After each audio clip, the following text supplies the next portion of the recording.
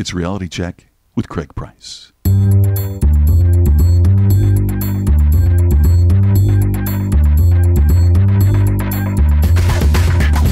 I'm an idiot. 4 minutes in and I'm already wrong. I'm like a monkey. Hello, look at me. Craig, shut up. Hey, I need you guys to do these things. You're like a beautiful mind. I'm more like Forrest Gump. So Welcome to another Reality Check with Craig Price. This week, the podcast gets a bit more local than normal as Houston realtor Arnold Richie joins me to talk real estate. Now, while the economy and the real estate market everywhere isn't perfect, it is showing signs of improvement. And while I'm certainly not in the market, I know a lot of people after all the wild rides, a lot of homeowners have taken lately with all the foreclosures and the credit crunch and banks not giving out as many home loans and all these things. I want to get an expert's opinion on what the immediate future looks like.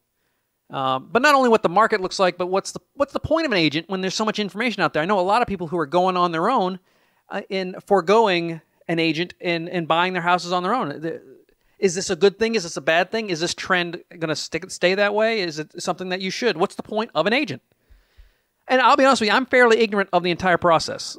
We did go it on our own. My wife did almost all the legwork because she's so much smarter than I am. And I just kind of went to the places that she showed me. She gave me these options. Of course, I did what she said because I want to stay married. But, I mean, I really didn't have to go through the whole rigmarole of getting an agent, going to showings, all these things. And when I explain in the podcast why, it's one of those things that didn't go the normal route to home ownership. Just I had to pay the same, but I didn't have to go through all the paperwork situations without going with a realtor and being shown home to home to home to home.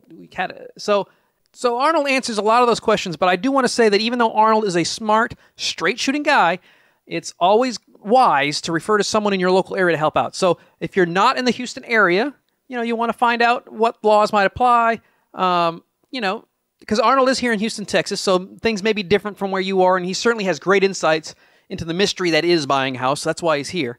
But I just wanted to put that out there so no one gets him in trouble. Don't forget to like us on Facebook. If you can, leave a review on iTunes. It really helps. Also, let people know what you think of the show. Share the links with friends. Don't be afraid to spread the word. We're gaining new listeners every week, and for that, I am extremely grateful, and I want to say thank you for listening. But don't be shy about the show. Let people know. Go out there and send emails on Tuesdays and share links on Twitter if you can. I certainly would appreciate it. Also, very important, if you have a guest that you think would be great for the show, and let me know.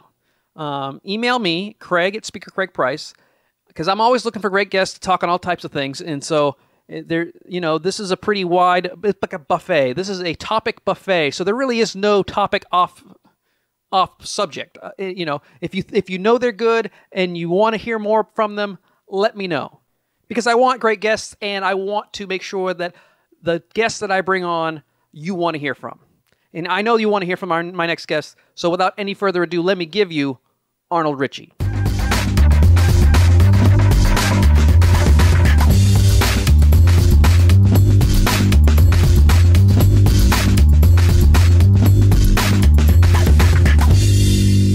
I own a home, but I didn't really participate very much in my father-in-law is a realtor specialist. He takes over foreclosed properties and builds them up and sells them in Nevada. And my wife...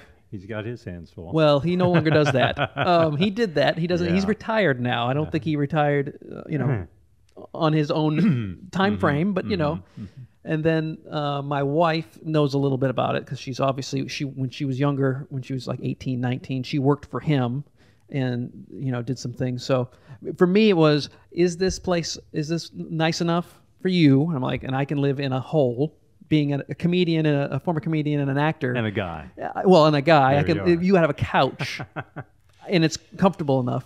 But we ended up getting a very nice property that has since lost its value. But we got a nice place in the Galleria.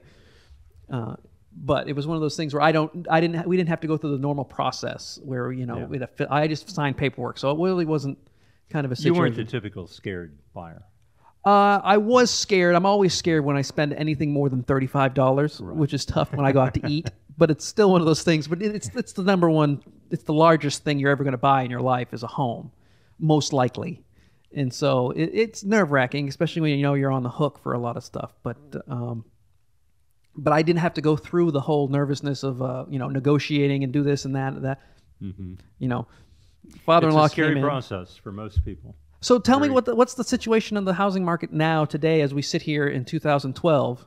In Houston, And go right ahead. or in the country. Both. We'll start local really and have go a global. dichotomy because in the nation as a whole, because we've become such an international economy and interdependent on other countries and so forth, and we're all involved with their economies.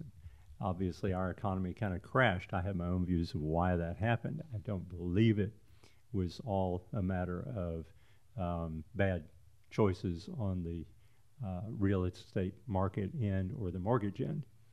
And that's my own take on it. Well, and of course, before we start, I'm here with Arnold Richie, and let me preface that anything that he says regarding real estate and mortgages is opinion based on facts that you know. But I don't want anybody to sue you because they're like, oh, that Arnold Richie, I'm going to get him because he told me. And I'm a realtor, and I'm of course supposed to spout all the normal stuff that the real estate commissions and so forth want you to hear, but that's not me. And nor do I want that. That's why it's Reality Check. I brought you on, and you were recommended because of your honesty. Well, thank you. This is an opportunity for me to express my opinion that I don't believe the economy is where it is. So much bad choices on giving people mortgages that they shouldn't have had as the price of oil, because I really think that that's what it's all about. And if you go back and take a look, and I don't know why more have not done this except that there are some interests involved, but if you look at when our economy tanked, what happened first? The price of oil shot up. Price of oil shoots up. Businesses have to slow down. Businesses have to lay off people. When businesses lay off people, guess what? They can't afford to pay their mortgage. Then mortgages started to go into default. And when mortgages start to go in default, then you have the decline of home prices and home values. But you have to, the whole McMansion problem did come along. There were people who literally thought, well, I make $35,000 a year. I can own $1 million home. And for some reason, banks were somewhat allowing that to some degree. They were writing, not necessarily when you were writing mortgages, but there were definitely people out there writing mortgages that they knew people going to default on if they didn't do it right. There are always going to be those who take advantage of any system, and that's nothing new. We've been making bad mortgages forever. Most of them are good mortgages. The reason that it is overlooked, or that there was not a regulation in place, was because it was beneficial to our economy for people to own homes. Right, they were really pushing Even that. if some of them went into foreclosure, Yeah. It was beneficial. Somebody buys a home, now they're starting to pay property taxes. Now they're starting to buy furniture. Now they're starting to pay utility bills. They're spending money. They're putting money into the economy.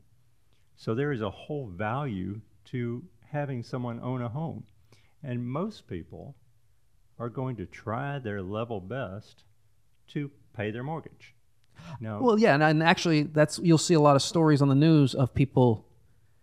You see a lot of people. You hear stories about people just walking away, which is crazy. But they're forced into that to some degree. But there's a lot of stories where you see these. It's usually older ladies who have respect and character, and they believe they have to pay their bills because they signed a contract. And to the detriment of themselves, they're still plugging forward with this underwater mortgage. Well, they're getting some bad advice, and some of them are walking away from it. There are a lot of alternatives nowadays. There are programs in place to refinance, to modify your mortgage, to have a reverse mortgage for older people who had a little bit of equity in their home. And they can basically, they can stop paying a mortgage with a reverse mortgage. So that's a whole other subject. But, my point was that I really don't believe that it all had to do with some bad information that was given, or no information that was given. Yeah, I think that's what it was. When we had no documentation loans. This wasn't the first time we had no documentation loans. We had that a long time ago, and things went swimmingly. It came into play because mainly of self-employeds. for anyone that's self-employed, it's very difficult I'm here. Yeah. to give documentation on a mortgage. Yeah, it's very difficult to prove that you have a steady income. You can Well, prove what you sure. did last year or the year before, but they don't care because if you can't prove guaranteed this year is going to be something. Right, what's going to happen next year? And most people, have companies that are formed, and they're formed to not show huge income streams on the bottom line. Right. Well, when you go to get a mortgage, you want just the reverse. You want to be able to show huge income. So you've got a bad situation there. Sadly, I can't do either. I don't have any money to hide, and I can't prove that it's a lot. I have a lot of it, so it's one of those two. But it is one of those situations where they did make some. Like I said, it wasn't the cause, but it certainly contributed in some degree, because It became a scapegoat. really. It really became a scapegoat, and everyone wanted to rally around that one thing. You take your eyes off anything else. Wall Street Wall Street and the price of oil. and the price The of price oil. of oil was key, and still is key, because the price of oil is way too high right now for the common person out there buying a tank of gas. I just bought So- mine today, and this is in February, so it was $3.50 a gallon. And we're headed towards 4 and over 4. And I've heard 6 might hit by the midsummer of which would drive us right back into a recession, and companies cannot afford to do business when their delivery trucks have to pay that kind of money.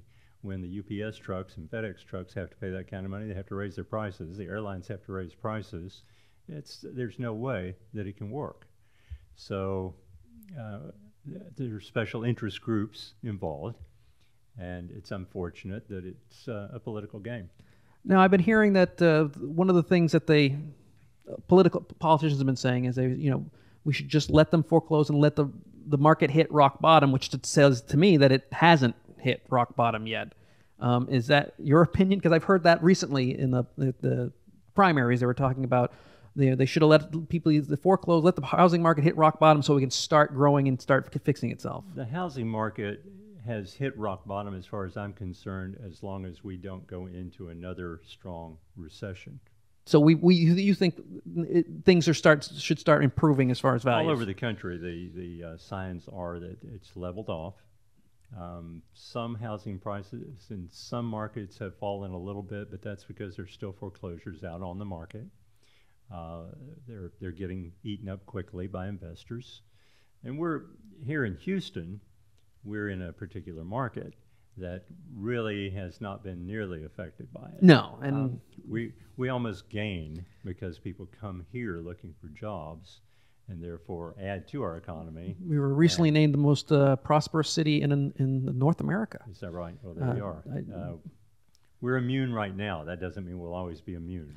That's the other thing about Houston is that we're usually either ahead or behind a recession. If so, things may be going well while the rest of the country, but maybe 3-4 years from now, we may have a problem versus other people, because those people who came here for jobs now sometimes go back to where they are or kind of readjust. Yeah, you never know. I always like to say we're about 3 years behind Los Angeles. You take a look at what Los Angeles is doing, because they're really a city that's very, very similar to Houston.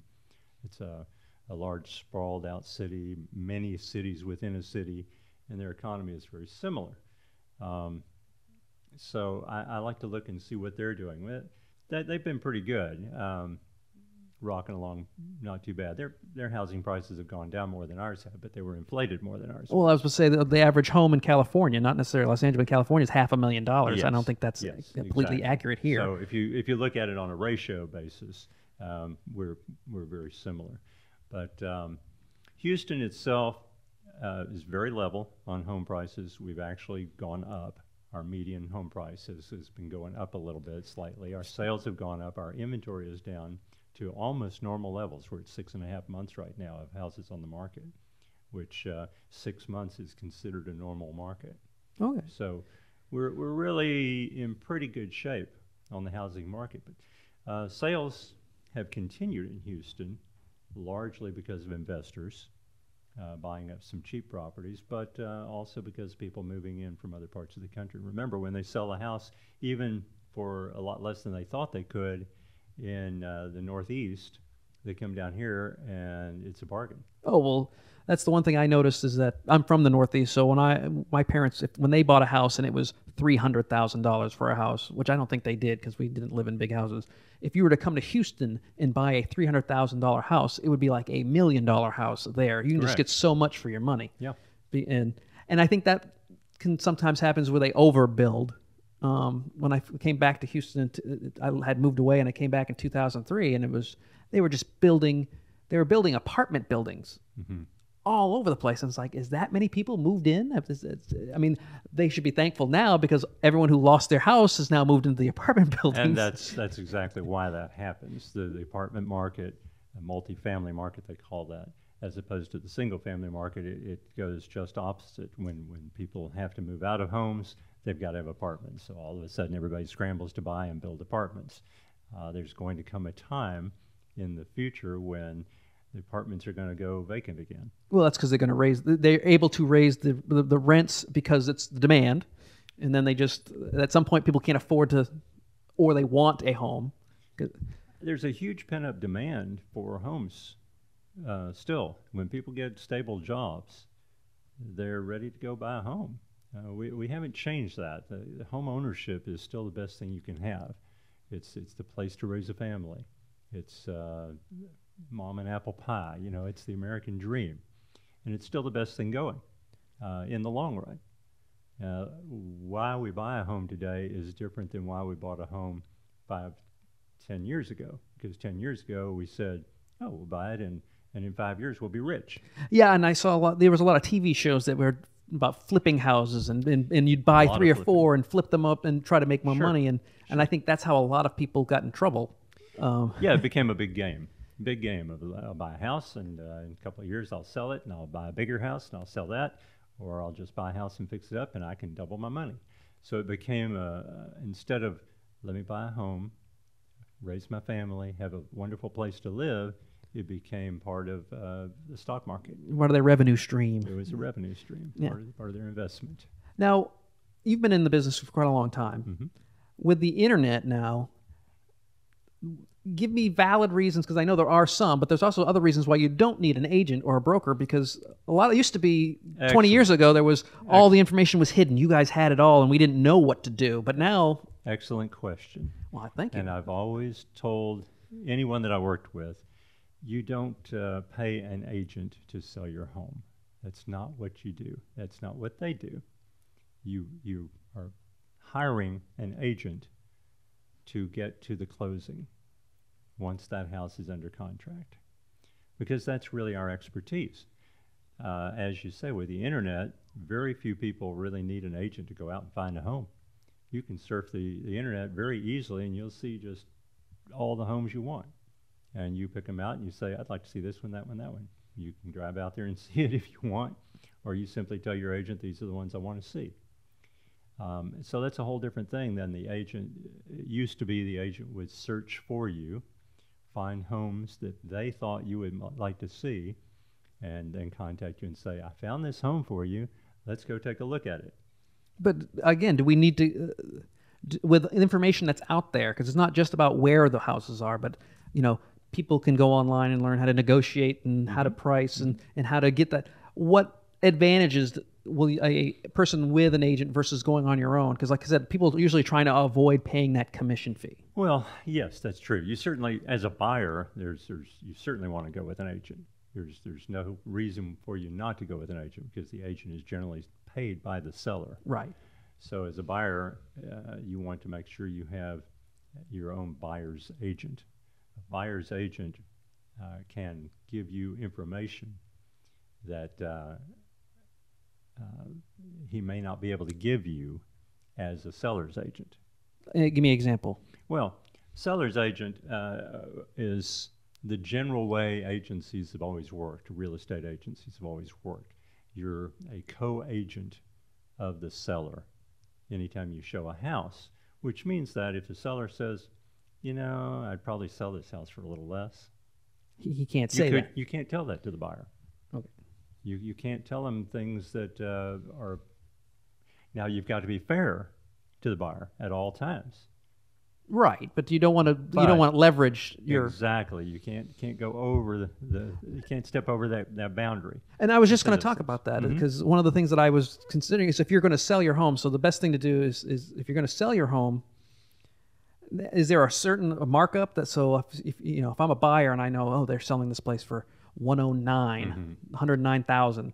In my head, I know, well, they may have marked that up a certain amount. Is there usually a standard? There is no standard, and really, any seller should list with an agent. Seller, it's like walking into the courtroom, being your own attorney. Well, that's true. You don't want to do that. That's the best way to lose your case. You're not going to get your best deal. You're not going to get through all the details to closing smoothly. And remember, that is the key. Doesn't matter if you have a contract if it doesn't close.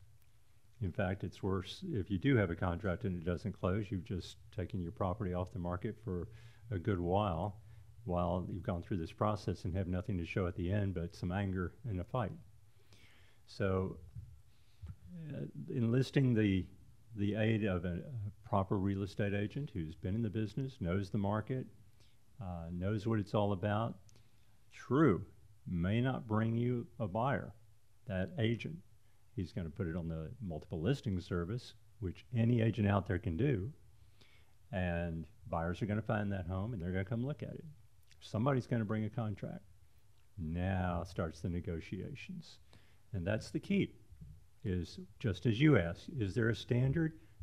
Should I mark it up more? How much should I take off? Is this okay? Is it not? This is where the agent can help you.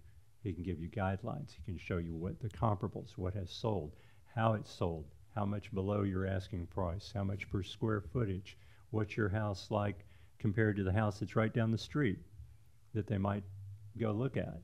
Why do you want to do this? What might be your advantage to taking this offer over another offer that you get at the same time?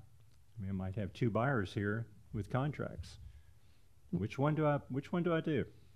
So you're using their expertise and experience because they've gone through this so many times, like an experienced seller, which you wouldn't have if you've only. And the average person, I know my parents sold their house every 5 years or so.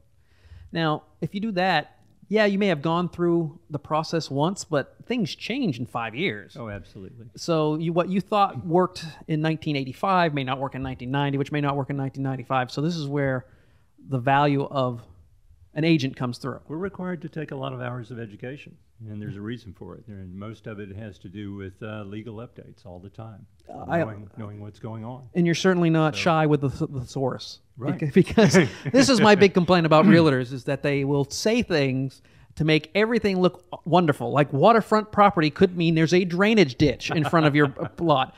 My mother-in-law has this. She lives in Florida, and they have a water view property, which means they can see water.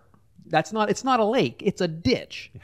And then things like quaint and cozy in an urban environment means you are going to be in a small slum, an apartment that fits two. Could be. So are there any kind of constraints on what you're supposed to tell people? You're just trying to shine the light as bright as possible. Honestly, a good agent, a good realtor or agent, even if he's not a realtor, will be honest and above board and try to help both parties at all times to make a smooth contract and a smooth transition. Yeah, I watch the shows all the time because my wife loves them because she's real estate in her blood, and you see them describe things in ways that are, if you didn't have a picture to see the horribleness of the situation, you'd be like, oh, that doesn't sound so bad. It's a huge marketing ploy is what it is. Awful. That's what real estate is marketing. That's what you're taught in real estate, yes.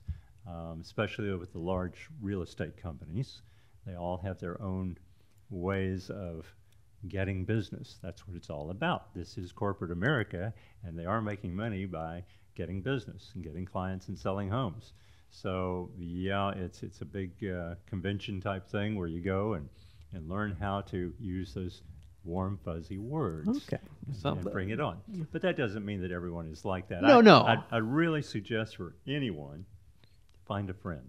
Find someone you know that you can trust and use them.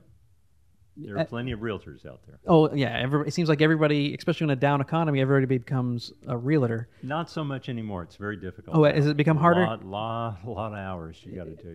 It used to be a lot easier. It used to be when my father became a real estate broker. All he had to do was go to Austin and take the exam. There were no hours, no nothing. I knew a lot of actors and comedians who, on the side, were either insurance or realtors. Yeah. Because it was just easy. All you had to do was take the test, and then or it was like a little course you took. Exactly right. And you got your picture on a business card, and that's all. It's getting more and more difficult all the time. One of the other things that kind of, and I always hear kind of weird things about disclosures. Mm-hmm. Like, you have to tell somebody that someone was murdered in a house. Is this true? Like, you have to tell people, oh, this, 15, 30 years ago, someone hung themselves in this closet. Most of those things are myths.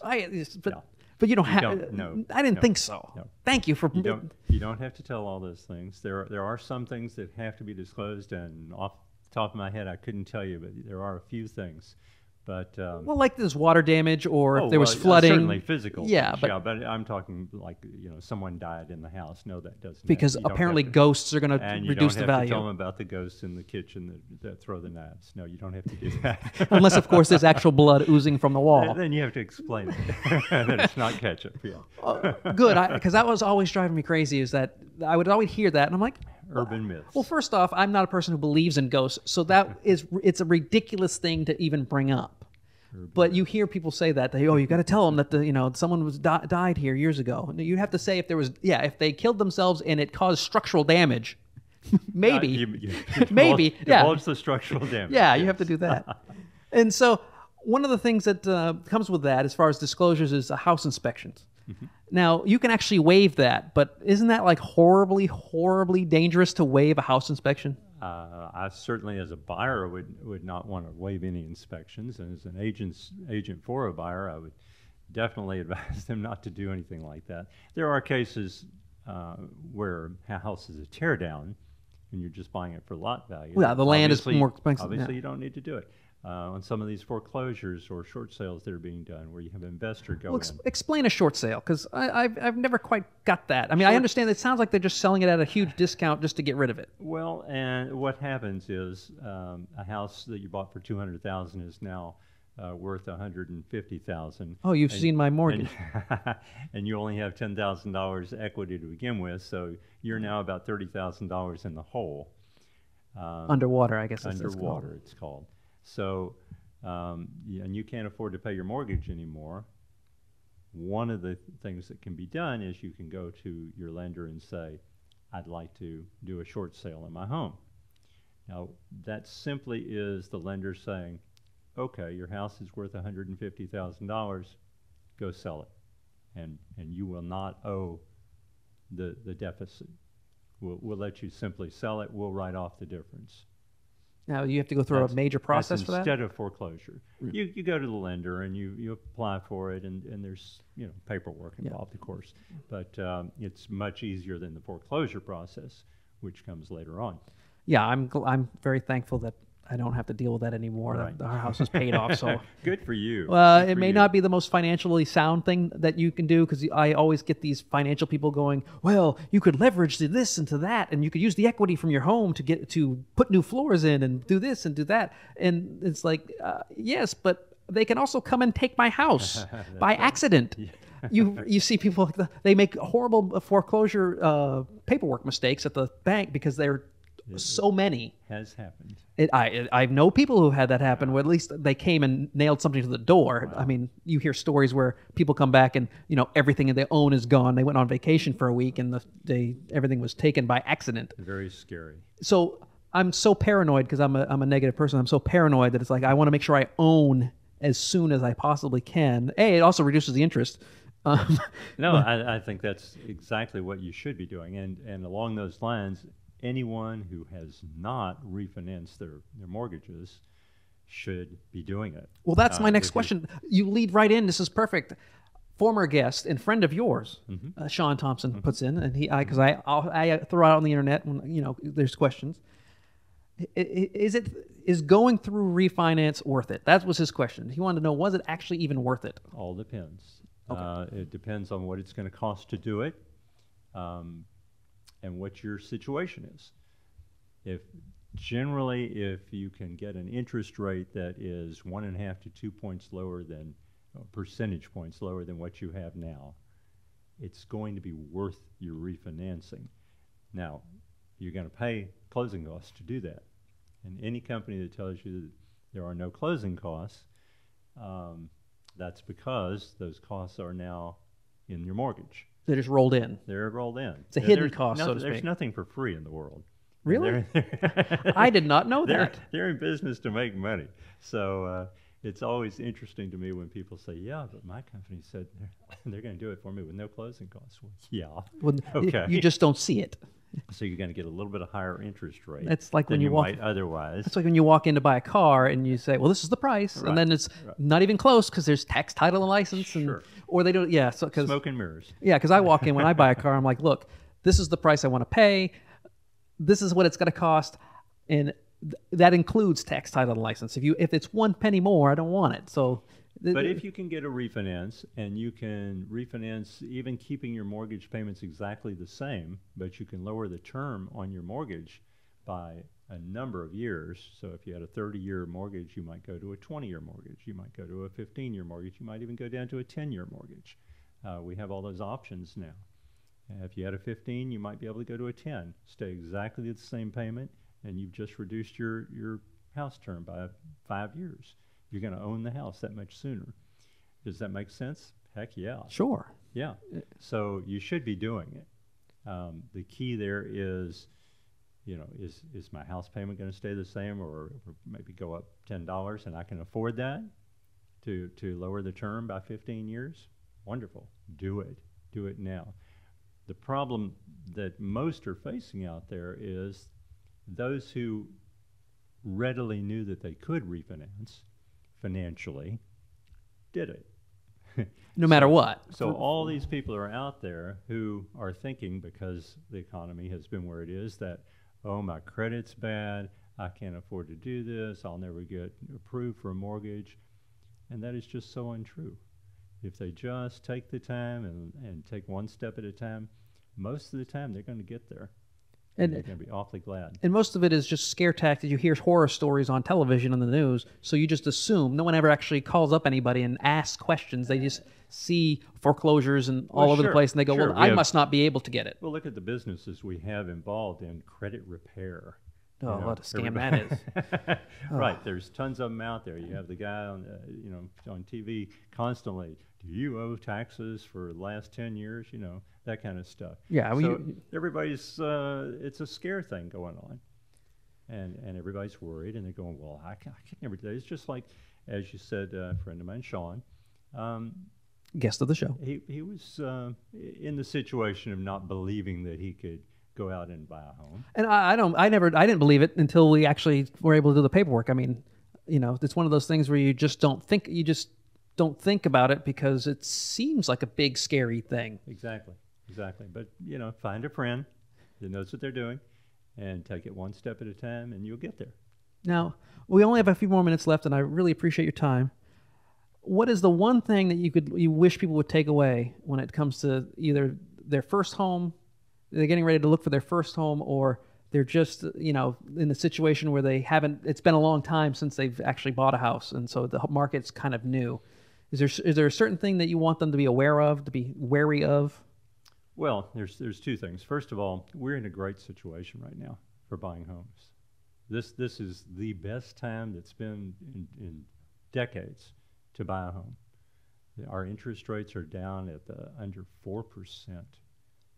I mean, that's just unheard of. In fact, if you go to a 15-year, you can probably get it down around 3%. Home prices are as low as they're ever going to be, probably. So what better time to buy a home? In the long run, it's been proven time after time after time, home values are going to increase, and it's going to be the best one investment you can make. In general, if you look at the cost of home ownership versus renting, you're going to come out better by owning the home almost every time.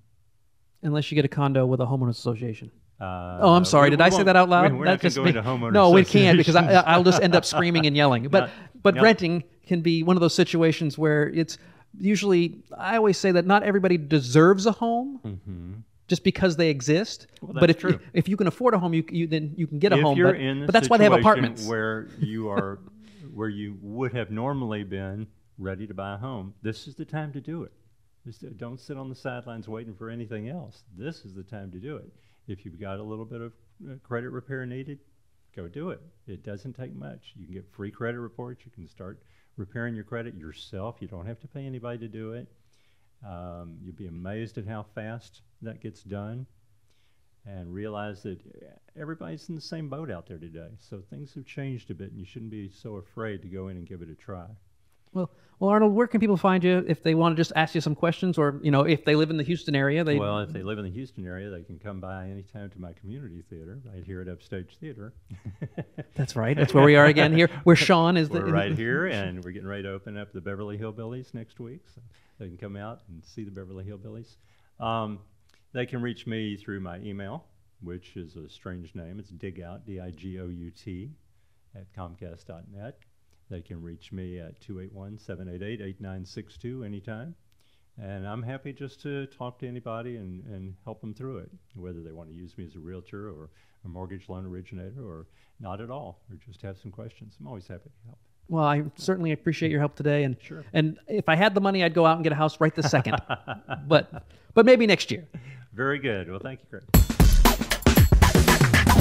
And that's another reality check in the books. I want to thank my guest, Arnold Richie. And before we go, totally off topic, but Arnold Richie runs a great community theater here in Houston called Upstage Theater. You can find it at upstagetheater.org. They have great shows, comedies, and dramas.